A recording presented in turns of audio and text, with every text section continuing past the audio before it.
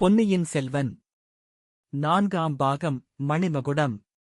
அத்தியாயம் 25. அநிருத்தரின் குற்றம். முதன் மந்திரி தம் அரண்மனை ஆசார வாசலில் காத்திருந்தவர்களைப் பார்த்து பேசி அனுப்பிவிட்டு விரைவிலேயே திரும்பி வந்தார்.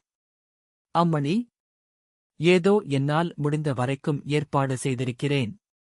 புயலினால் நேர்ந்த சேதங்களை அறிந்து வர நாலா பக்கமும் ஆட்களை அனுப்பியிருக்கிறேன். சின்னப் பழுவேட்டரையருக்கும் சொல்லி அனுப்பியிருக்கிறேன், நம் இருவரின் பொறுப்பிலும் பொக்கிஷ சாலையை திறந்துவிட வேண்டும் என்று. ஐயா, பெரிய பழுவேட்டரையரின் மாளிகையையொட்டி நிலவரை பொக்கிஷம் ஒன்று இருக்கிறதாமே, அதில் கணக்கில்லாத பொருள்கள் குவிந்து இருப்பது உண்மையா? பெரிய பிராட்டி ஒரு தடவை சொன்னார்கள். அதை திறந்தால் அதிலுள்ள பொருளைக் கொண்டு 1000 பெரிய கோவில்கள் புதியதாய்க் கட்டலாமே என்று அந்த அம்மாளுக்கு எண்ணம். நான் கூட அந்த நிலவரைக்குள் போனதில்லை அம்மா. அதற்குள் ஒரு தடவை போகிறவர்கள் உயிரோடு திரும்புவதில்லை என்றார் முதன் மந்திரி. அது போகட்டும் ஐயா, அந்த ஊமைத் தாயை இவர்கள் அழைத்துக் கொண்டு வந்து விடுவார்களா? கைக்கு எட்டியது வாய்க்கு எட்டாமற் போய்விடுமோ என்று எனக்கு கவலையாயிருக்கிறது என்றாள் குந்தவை. தாயே, அந்த மாதரசியைப் பற்றி தங்களுக்கு என்ன தெரியும்? எப்படித் தெரிந்தது? தாங்கள் ஏன் அவளைப் பற்றி இவ்வளவு பரபரப்பு அடைந்திருக்கிறீர்கள் என்றார் அநிருத்தர். ஐயா, சில தினங்களுக்கு முன்பு சக்கரவர்த்தியே என்னிடம் அந்த மாதரசியைப் பற்றிச் சொன்னார். என்ன? அவள் உயிரோடிருப்பதாகச் சொன்னாரா? என்ன? இல்லை ஐயா, 25 வருஷங்களுக்கு முன்னால் நடந்த நிகழ்ச்சிகளைச் சொன்னார். அவள் இறந்து போய்விட்டதாகவே எண்ணிக்கொண்டிருக்கிறார். அதனாலேதான் அவருடைய சித்தம் கலங்கிப் போயிருக்கிறது. அந்த ஊமைத்தாய் கடலில் விழுந்து இறந்து போய்விட்டதாக தாங்கள் தானே தெரிந்து கொண்டு வந்து என் தந்தையிடத்தில் சொன்னீர்களாம். பின் அந்த மாதரசி உயிரோடிருக்கும் செய்தி தங்களுக்கு எப்படித் தெரிந்தது? தங்களை அதே கேள்வி கேட்க வேண்டும் என்று எண்ணினேன். தங்களுக்கு எப்படித் தெரிந்தது தேவி? அதற்கென்ன, சொல்கிறேன், வாணர்குலத்து வீரர் ஈழத்துக்குப் போய் திரும்பி வந்தாரே, அவர் முதலில் சொன்னார். பிறகு என் தம்பி அருள்மொழி என்று கூறிவிட்டு குந்தவை தன் தவறைத்தானே உணர்ந்தவள் போல் வாயைக் கையினால் பொத்திக் கொண்டாள். தேவி, இளவரசர் அருள்மொழிவர்மரை பற்றி தாங்கள் என்னிடம் சொல்ல விரும்பவில்லை என்றால் சொல்ல வேண்டாம். தாங்கள் அந்த பெயரைக் குறிப்பிட்டதை நான் அடியோடு மறந்துவிடுகிறேன். இல்லை ஐயா, தங்களிடம் எல்லாவற்றையும் சொல்லிவிடுவது என்ற எண்ணத்துடனேயே வந்தேன். விஷயங்களை மூடி மறைத்து வைப்பதினால் தீமைதானே தவிர நன்மை ஒன்றுமில்லை என்பதைக் கண்டு கொண்டேன்.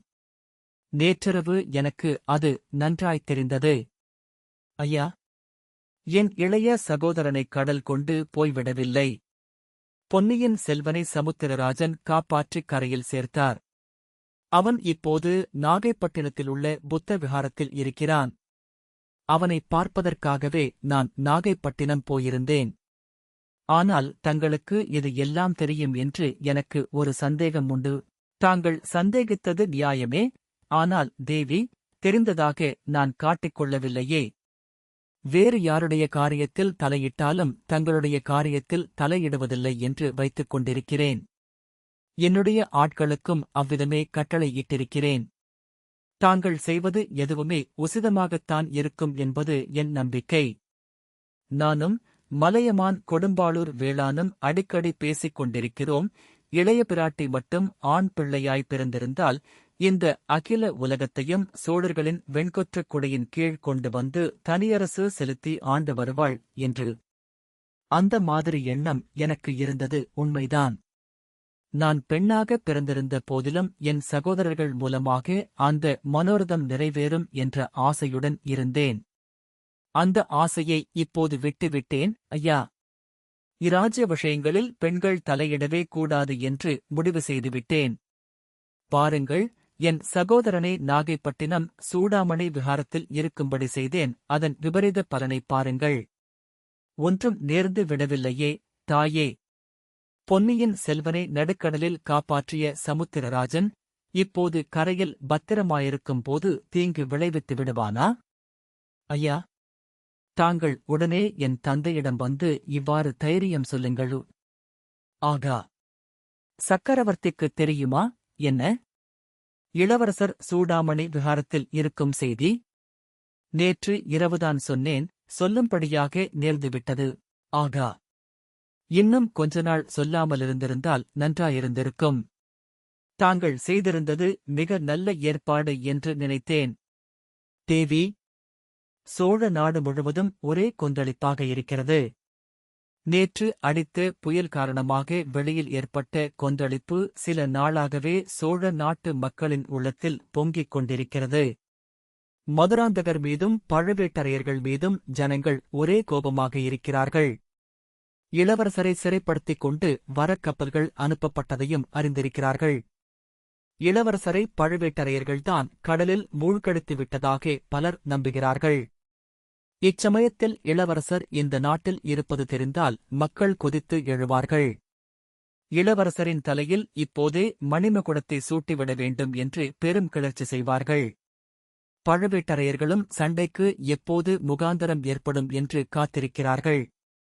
கொடும்பாளூர் பெரிய வேளார் பெரும் படை திரட்டிக் கொண்டு தஞ்சையை நோக்கி வந்து கொண்டிருக்கிறார். தேவி, சோழ நாட்டில் இரத்த வெள்ளம் ஓடப்போகிறது என்று அஞ்சுகிறேன். இந்த பெரிய சாம்ராஜ்யம் சகோதரச் சண்டையினால் அழிந்துவிடுமோ என்று பயப்படுகிறேன். அப்படி ஒன்றும் நேராமலிருக்க வேண்டும் என்று அல்லும் பகலும் ஸ்ரீரங்கநாதரை பிரார்த்தனை செய்து கொண்டிருக்கிறேன். என்னுடைய பிரார்த்தனையும் அதுவேதான், ஐயா. என் சகோதரர்கள் இந்த சாம்ராஜ்யத்தின் சிம்மாசனத்தில் ஏற வேண்டுமென்ற ஆசையை நான் விட்டுவிட்டேன். என்னை பொறுத்த வரையில் மதுராந்தகனுக்கே முடிசூட்டுவதில் இப்போது எனக்கு ஆட்சேபம் ஒன்றுமில்லை. தங்களுக்கு ஆட்சேபமில்லை, ஆனால் மக்களுக்கு ஆட்சேபம் இருக்கிறதே. சக்கரவர்த்தி இன்னும் பல்லாண்டு இவ்வுலகில் வாழ வேண்டும்.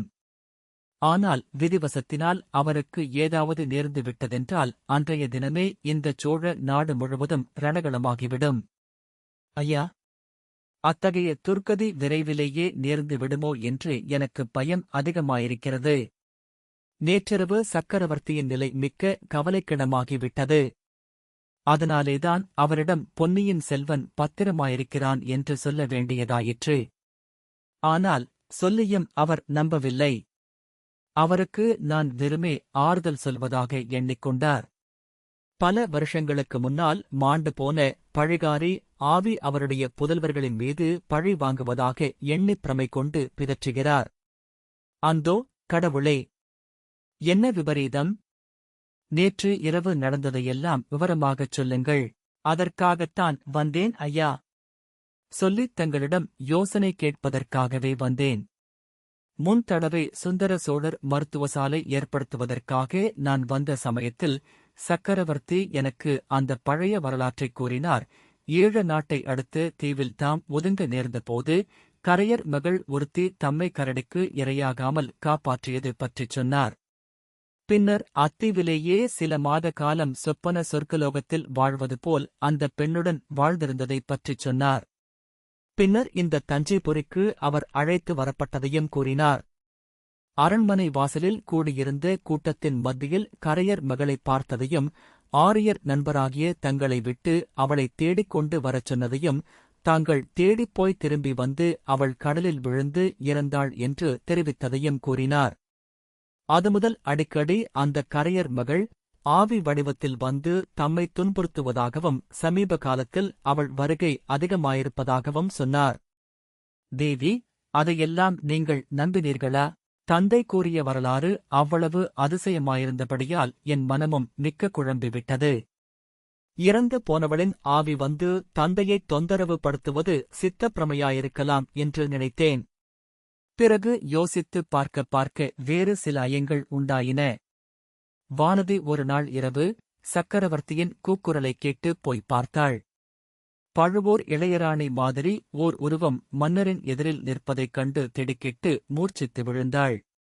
அது முதல் அந்த கரையர் மகளுக்கும் இந்த பழுவூர் இளையராணிக்கும் ஏதோ சம்பந்தம் இருக்க வேண்டும் என்று தோன்றியது. வல்லவரையரும் அருள்மொழியும் கூறியதிலிருந்து அது உறுதியாயிற்று. ஐயா, நந்தினி தேவி ஒருவேளை அந்த கரையர் மகளின் புதல்வியாயிருக்க முடியுமா? தங்களைப் போலவே நானும் ஊகிக்கத்தான் முடியும். தாயே, உருவ ஒற்றுமையை பார்த்தால் அப்படித்தான் கருத வேண்டியிருக்கிறது. ஆனால் அதிலிருந்து மட்டும் நிச்சயிக்க முடியுமா? ஒரு வேளை கரையர் மகளின் கடைசித் தங்கையாகக் கூட நந்தினி தேவி இருக்கலாம். இதையெல்லாம் பற்றி நிச்சயமாக தெரிந்தவர்கள் இப்போது 3 பேர்தான் இருக்கிறார்கள். அவர்கள் யார், சுவாமி? ஒருவர்தான் பெரிய பிராட்டி செம்பியன் மாதேவி.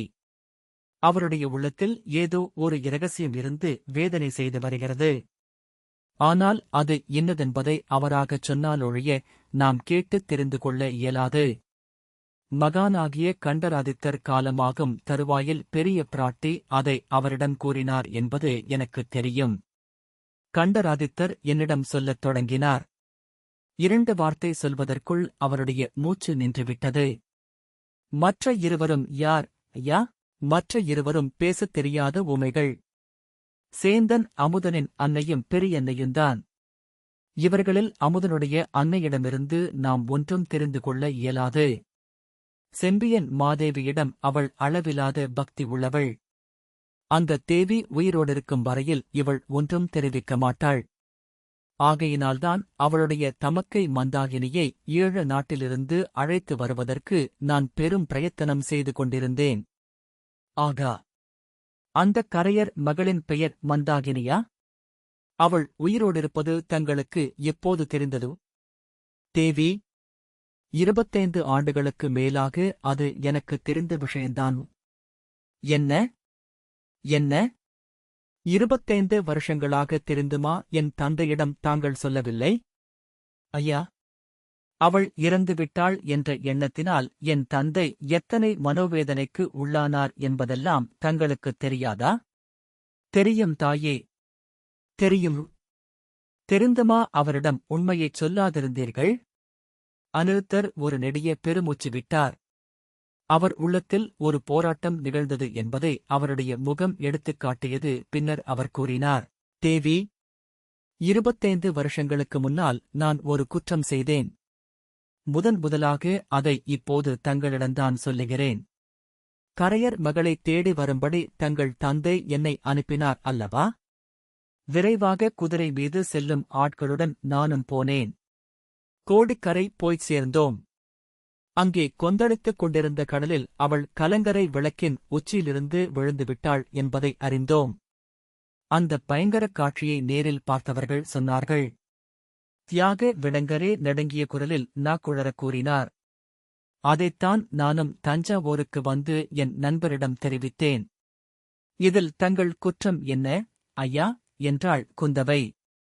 குற்றம் இதுதான், கரையர் மகள் கடலில் விழுந்தாளே தவிர அதிலே முழுகிச் சாகவில்லை. அந்தக் கொந்தளித்த கடலில் படகு விட்டுக் கொண்டு வந்த வலைஞன் ஒருவன் அவளைக் கண்டெடுத்து படகில் ஏற்றிக் காப்பாற்றிவிட்டான். கோடிக்கரைக்கு வெகு தூரத்தில் அப்பால் அவன் வந்து கரையேறினான். திரும்பி வரும் வழியில் நான் அந்த கரையேறும் படகைப் பார்த்தேன். அதில் இருந்த பெண் யார் என்பதையும் தெரிந்து கொண்டேன். அந்தப் படகுக்காரனிடம் நிறைய பணம் கொடுத்து அவளை பத்திரமாக இலங்கைக்குக் கொண்டு போய் சேர்க்கும்படியும் அங்கேயே இருக்கும்படியும் கூறினேன். அவனும் சம்மதித்துச் சென்றான். நான் திரும்பி தஞ்சைக்கு வந்து கரையரின் மகள் கடலில் விழுந்து மாண்டுவிட்டதாகக் கூறினேன். தங்கள் தந்தைக்கு நன்மை செய்வதாக நினைத்துக் கொண்டுதான் மனமறிந்து அத்தகைய குற்றத்தைச் செய்தேன்.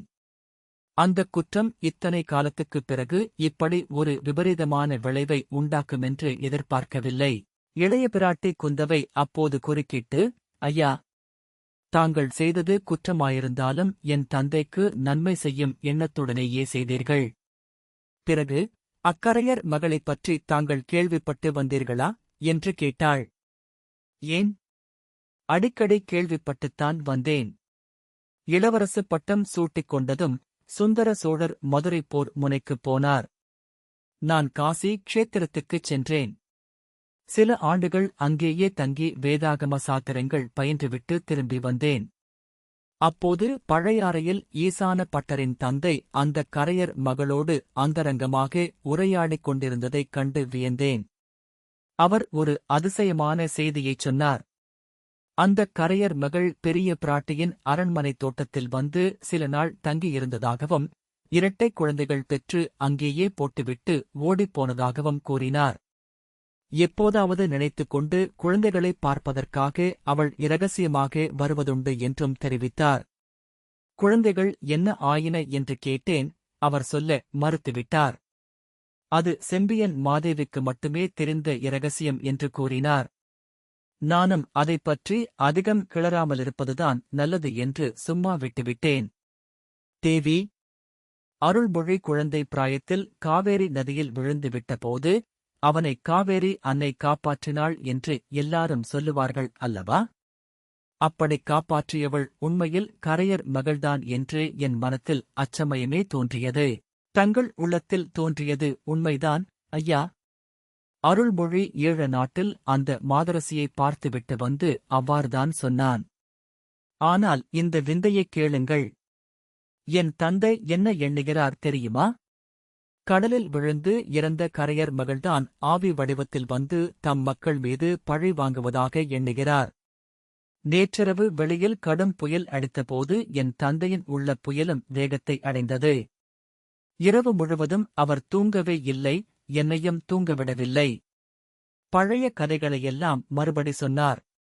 கடலில் விழுந்து இறந்து அந்த பழிகாரிதான் இப்போது என் பேரில் பழி வாங்குகிறாள். அவள்தான் என் அருள்மொழியை கடலில் மூழ்க அடித்துக் கொன்றுவிட்டாள். கரிகாலனையும் அவள் பழி வாங்காமல் விடமாட்டாள் என்று அடிக்கடி அலறினார். என் ஒரு மகனாவது உயிரோடிருக்கும்போது என்னை கொண்டு போக மாட்டாயா யமனே என்று கதறினார். அவருக்கு எவ்வளவோ நான் சமாதானம் சொல்லியும் கேட்கவில்லை. அதன் பேரிலேதான் நாகைப்பட்டினம் புத்த விஹாரத்தில் அருள்மொழிவர்மன் பத்திரமாயிருப்பதைப் பற்றி அவரிடம் சொல்ல வேண்டி நேர்ந்தது.